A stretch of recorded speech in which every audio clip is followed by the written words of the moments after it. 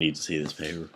All right, welcome to our WPIAL postseason projection special. Chris Ransom and Kyle Taylor here, and well, let's start. Should we start off with 3A and work our way up to 6A? Or let's start 3. All right, so Aliquippa unbeaten. They're probably going to get the number 1 seed, and then the number 2 seed is going to be Derry Area and Elizabeth Forward. The number 3 seed is going to go to Seton LaSalle.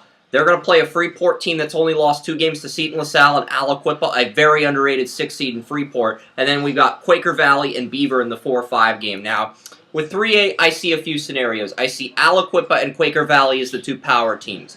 I see Seton LaSalle and Freeport being a very evenly matched game with Seton LaSalle winning at the end. And then Derry Avenue versus Elizabeth Forward. This is where we agree we might see a 7-2 upset. Even if Derry Avenue won, I still think they would lose to Seton LaSalle in the semis. So I think this is where we see the first potential upset with Elizabeth Forward beating Derry Avenue. I agree 100% because I think the best team in this conference is Seton LaSalle, who you have projected as your 3rd seed in bracketology. In my bracketology, I have them as 2, but we're going by Ransom's bracketology, and I like Seton LaSalle to go to make a run to the title game and beat Aliquippa. I think them and Aliquippa are going to play at Heinz Field. I don't think there's any question about that. The only reason Derry Avenue's ahead is because their overall record is better than But who do they play? Little Sisters of the Poor? Yeah, they're in the same conference as Elizabeth Valley and South Park, who are all 6-1 in conference play. So, whereas Seton LaSalle's unbeaten in conference play, but because they're 8-1 instead of 9-1, they get screwed out of the number 2 seed, which in my opinion is complete BS. Well, I mean, that's according to our bracketology. You never know what the minds of the WPIAL insiders will do on Monday night when those teams come out. That's true, but we're looking at I'm going to go Aliquippa over Seton LaSalle in 3A. Kyle's going with Seton LaSalle over Aliquippa, but those are the 2 teams that we're looking at as the teams that are going to go to Heinz Field. Next bracket, we have set 4A. South Fayette's number 1 seed in that bracket. Belle Vernon, they're the number 2 seed, looking to make an unbeaten run, keep that up. Thomas Jefferson's the number 3 seed in this bracket. Number 4 seeds are Montauk. Their opponent will be Newcastle.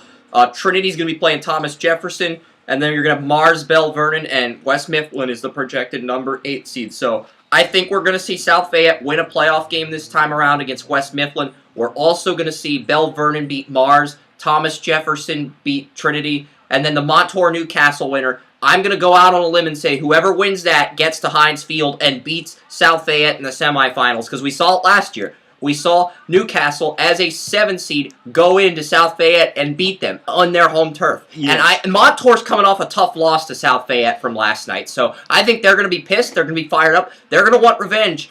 And whoever wins that Montour-Newcastle game, they're going to go to Heinz Field, and they're going to play the winner of the Belle Vernon-Thomas Jefferson game. But ultimately, whoever comes out of that Belle Vernon-Thomas Jefferson semifinal, that's who's going to win the title at Heinz Field. That's the biggest game in this 4A bracket. I think the biggest game this weekend is the Montours-Newcastle game. Because the winner of that will, like we said, beat South Fayette, we think, as the number 1 seed, and move their way to a Cinderella run to Heinz Field, where they'll get to play either Thomas Jefferson or Belle Vernon in a classic Wednesday night and post it on the WPIAL Wednesday Facebook page Wednesday night. So, yeah, we'll pre-record a show and get that ready to go.